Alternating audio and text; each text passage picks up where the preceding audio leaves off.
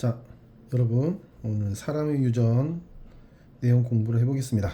자, 처음에 사람의 유전에서 가장 중요한 거는 여기 밑에 보이는 이런 가계도를 분석하고 누가 어떤 유전자를 갖고 있고 누구한테 받았고 이런 걸 이제 판단하는 그런 과정이 가장 중요합니다. 많이 연습해야 되는 거고, 그 이전에 일단은 사람 유전 연구에 대해서 소개를 하고 있는데 그거부터 한번 정리를 해볼게요. 첫 번째, 문제에서 나올 수 있는 것 중에서 사람의 유전 연구가 어려운 까닭이라고 하는 게 나오는데요.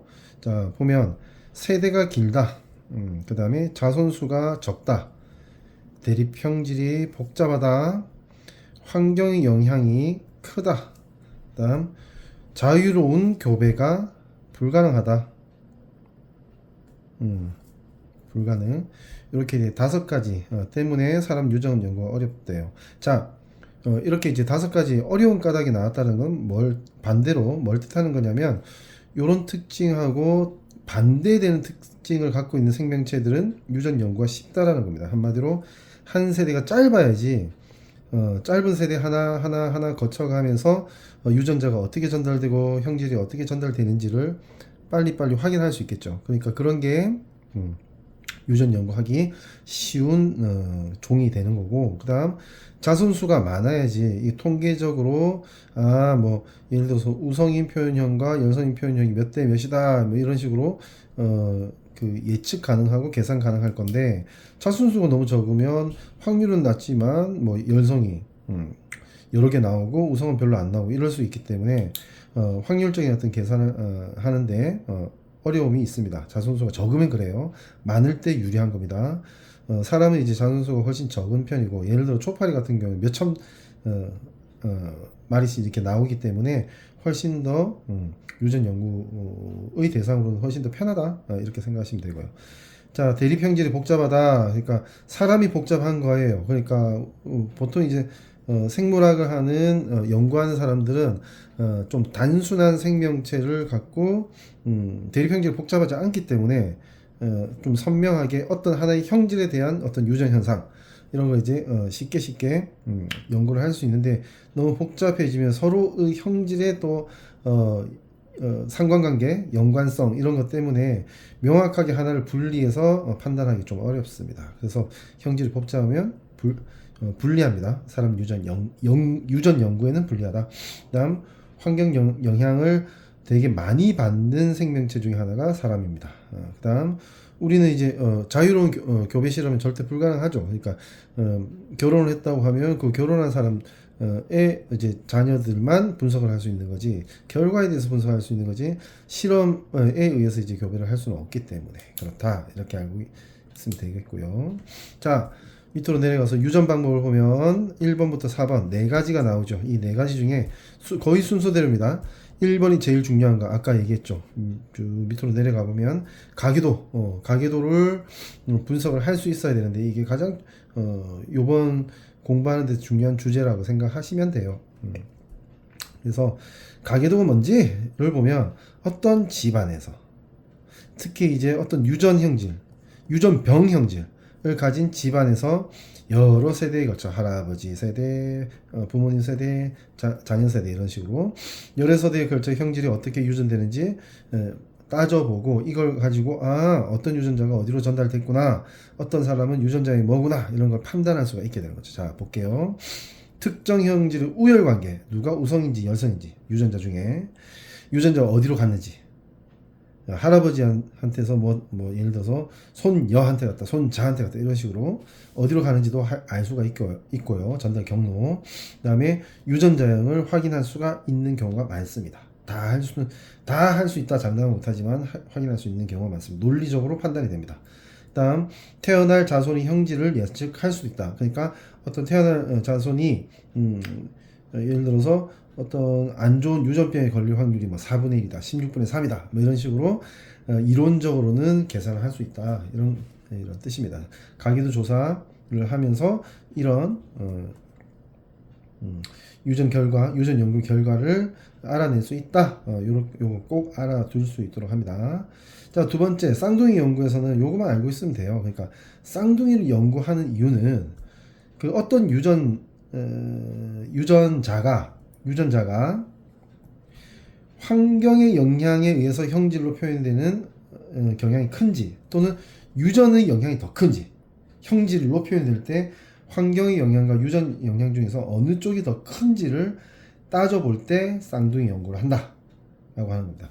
유전과 환경이 형질에 미치는 영향, 그러니까 유전이 더 큰지 환경이 더 큰지, 요거를 이제 연구를 할 때 쌍둥이 연구를 하는데 주로 일란성 쌍둥이 연구를 합니다. 이유가 있어요. 자, 오른쪽에 보면 쌍둥이 발생 과정이 나오죠. 요거 한번 확인하고 넘어갈게요. 일란성 쌍둥이와 이란성 쌍둥이가 어떻게 다른가 하면, 일란성 쌍둥이는 하나의 난자에 하나의 정자가 수정이 된 다음에 얘가 아주 빠른 분열인 난하를 하다가 이쪽 세포 덩어리 저쪽 세포 덩어리에 떨어져서 따로따로 다 개체가 된 걸 얘기하는 겁니다. 따로따로 생명체가 되는 거. 그 다음에 이란성 쌍둥이는 서로 다른 난자에 서로 다른 정자가 결합했는데 어쨌든 비슷한 시간대에 엄마의 자궁에 착상해서 이렇게 둘 다 태어나는 걸 얘기한다고 보시면 돼요. 얘기를 하자면 일란성 쌍둥이는 정자와 난자 유전 정보가 완전히 똑같기 때문에 이 개체하고 이 개체는 유전적으로 100% 동일하다라는 거. 그 다음에 이제 이란성 쌍둥이는 엄밀히 말하면 그냥 형제 자매다. 거의 동시에 나오는 형제 자매다. 그러니까 몇 년 터울에 오빠, 누나, 여동생, 남동생 하고 결국은 비슷한 거예요. 이거는 왜 서로 엄마와 아빠는 같지만은 서로 다른 정자, 서로 다른 난자가 수정됐기 때문에 시간차만 다를 뿐 형제 자매나 마찬가지이기 때문에 이란성 쌍둥이는 남자 여자 이렇게 나올 수도 있지만 남자 여자 이렇게 나올 수도 있어요. 근데 일란성 쌍둥이 절대 안 되죠. 왜? 유전자 같으니까 한 명이 남자면 반드시 나머지도 남자고 한 명이 여자면 반드시 나머지도 여자가 됩니다. 일란성과 이란성 쌍둥이의 기본적인 개념에 대해서 좀 알아두시고요. 그래서 이제 결론적으로 보면 이렇습니다. 일란성 쌍둥이면 유전적으로 완전 똑같잖아요. 근데 어떤 형질의 결과를 보니까 달라요. 뭐가 다르다고 하면 이건 분명히 유전자 때문 아니죠. 왜? 유전자는 똑같으니까. 그럼 뭐 때문에?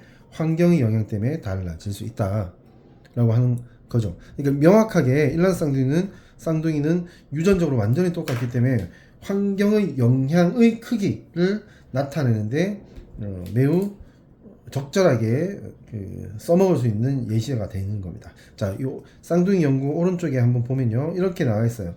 어떤 자료 해석을 해봤어요. 일란성 쌍둥이들을 따져보니까 키가 나오고 몸무게 나오는데 몸무게는 달라질 수 있네요. 키는 거의 같죠, 그죠? 이 말은 뭐냐 하면 서로 다른 환경에서 가와 나는 같은 환경에 자랐고 다는 다른 환경에 자랐다라고 했는데, 가와 나가 같은 환경에 자랐을 때 키와 몸무게 거의 비슷한데 다는 다른 환경에 자라니까 키는 비슷한데 몸무게만 꽤 많이 차이가 나잖아요. 그러면 우리는 이렇게 해석을 하는 겁니다. 일란성 쌍둥이에서 키는 환경의 영향을 많이 안 받는다. 환경의 영향을 많이 안 받는다는 건 유전자 영향이 압도적이다. 많이 받는다는 뜻이고, 몸무게 같은 경우에는 환경의 영향을 받는다. 그러니까 환경의 영향만 받는 건 아니지만 환경의 영향을 꽤 받는다라는 걸 알 수가 있게 되는 거죠. 이런 식으로 이제 어떤 형질, 키, 몸무게 같은 형질에서 유전적 영향이 큰지 아니면 환경의 영향이 큰지를 구분해서 이렇게 이해하거나 설명할 수 있다. 쌍둥이 연구로 이렇게 할 수 있다라는 거, 문제에서 이런 자료 해석을 하는 문제가 꽤 나올 겁니다. 됐고요. 자, 세 번째 볼게요. 통계조사라고 하는 게 있죠. 3번하고 4번은 그냥 한번 읽어보면 되는 거예요. 통계조사라고 하는 거는 특정 지역이나 뭐 예를 들어서 뭐 할까요? 충청남도 뭐 이런 식으로 특정 지역이나 아니면 특정 집단, 예를 들어서 뭐 할까?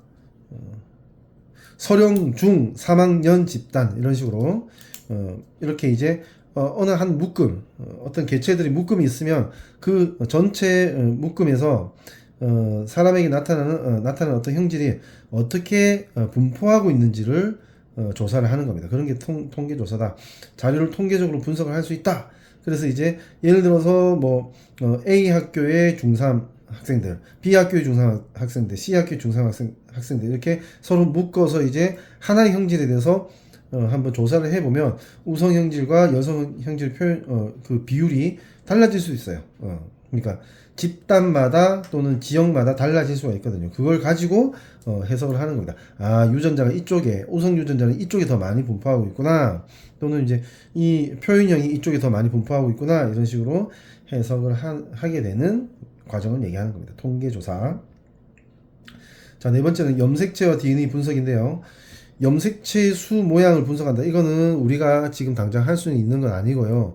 그 대학교 또는 대학원 박사과정에서 이제 실험실에서 할 수 있는 수준이라고 생각을 하면 돼요. 그래서 결국 염색체의 수나 모양이 사람은 딱 일정한데 여기서 뭔가 잘못되면 그걸 염색체 이상이라고 하고 그걸 염색체가 이상이 있을 때는 반드시 유전병이 나타나거든요.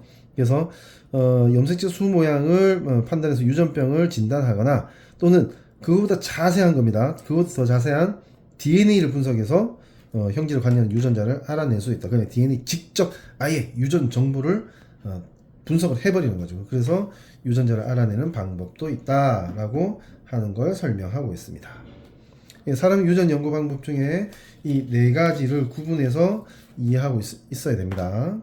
자, 이제 우리가 남은 거는 거의 이제 가계도를 분석하는 연습이 남아있다라고 보시면 되는데, 그래서 가계도를 분석하는 연습 중에서 일단은 우리 사람의 유전자가 아니죠. 염색체가 몇 개 있습니까? 사람은 46개가 있습니다. 46개.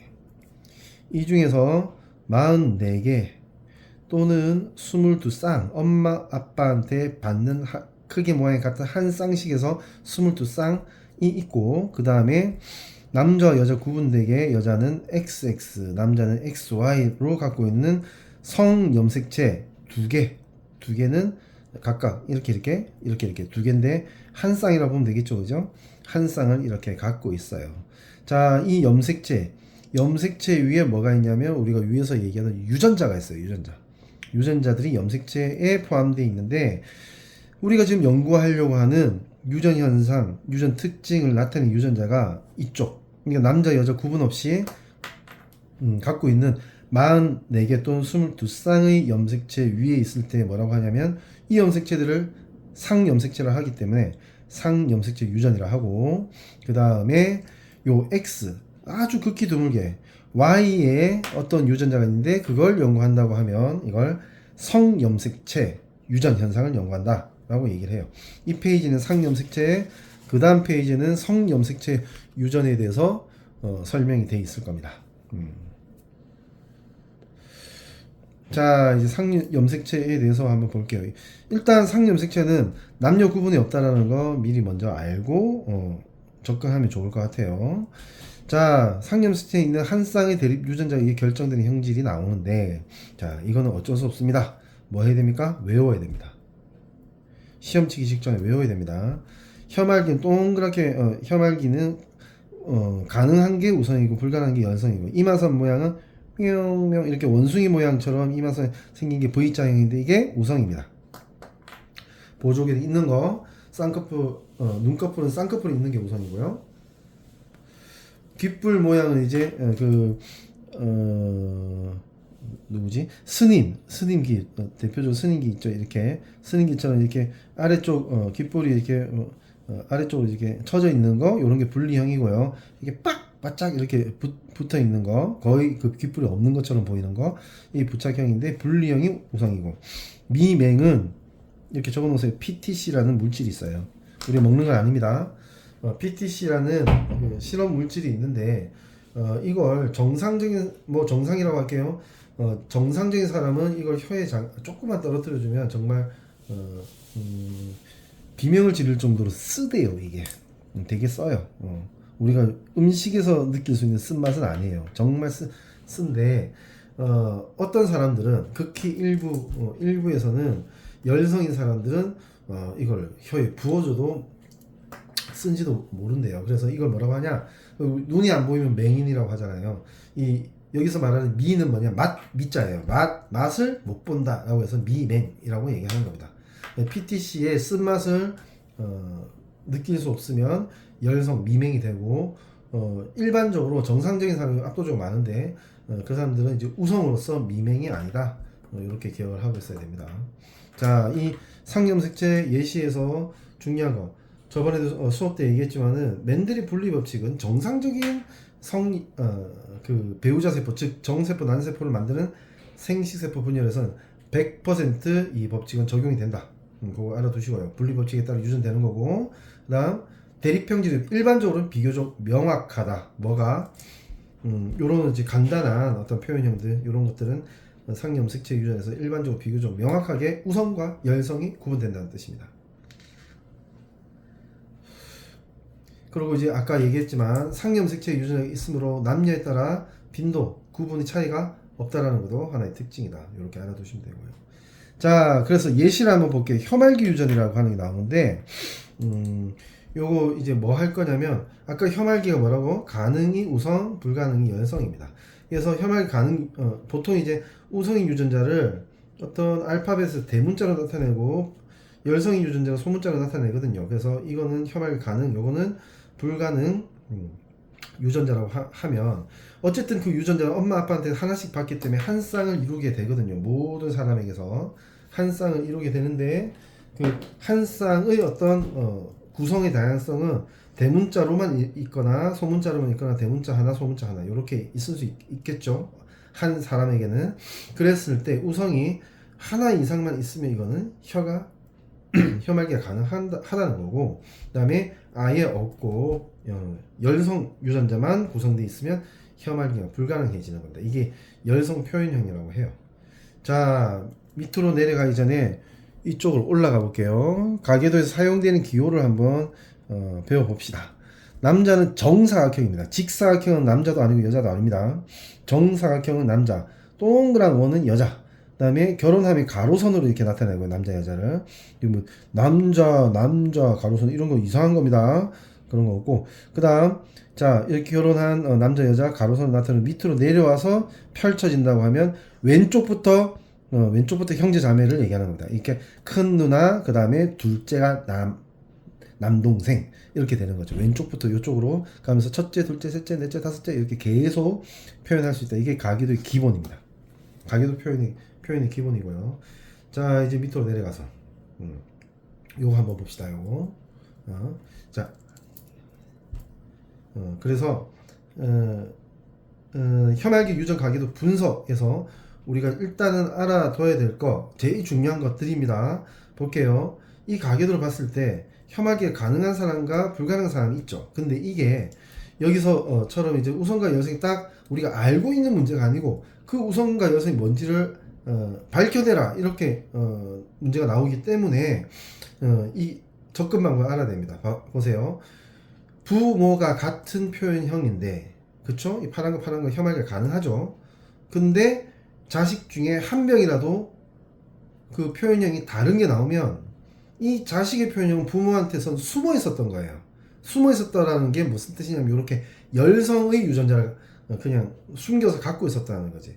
표현되는 거 우성밖에 없었으니까.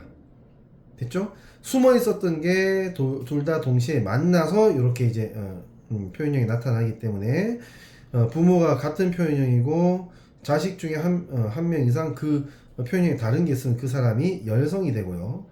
그 부모의 표현형이 우성이 된다는 거 알아두시면 돼요. 그리고 이제 두 번째로 해야 되는 게 뭐냐 하면 잘 들어두세요. 여기 책에 안 나옵니다. 열성인 여자가 확인된다고 하면 아래 위에 남자 그러니까 위에 남자는 아빠 아래 남자는 아들이겠죠.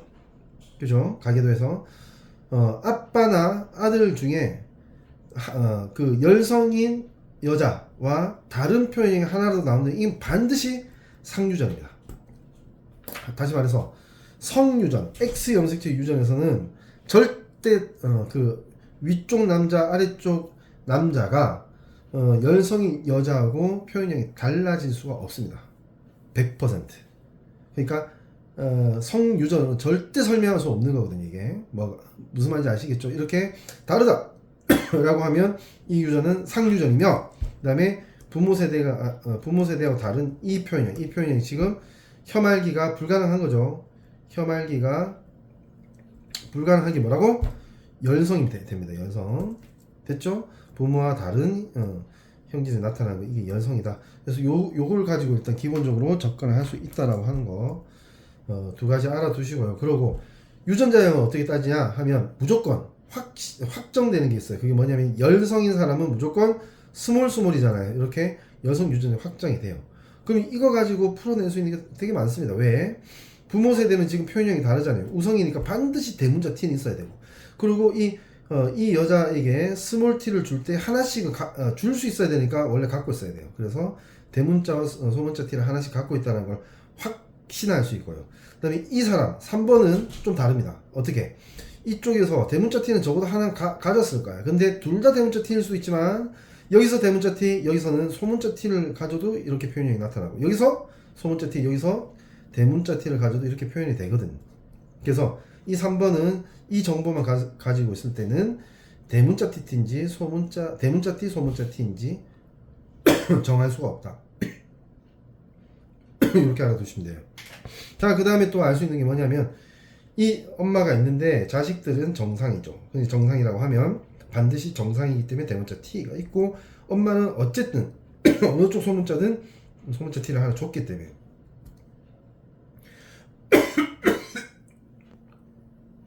이런 유전자형을 확인할 수 있습니다.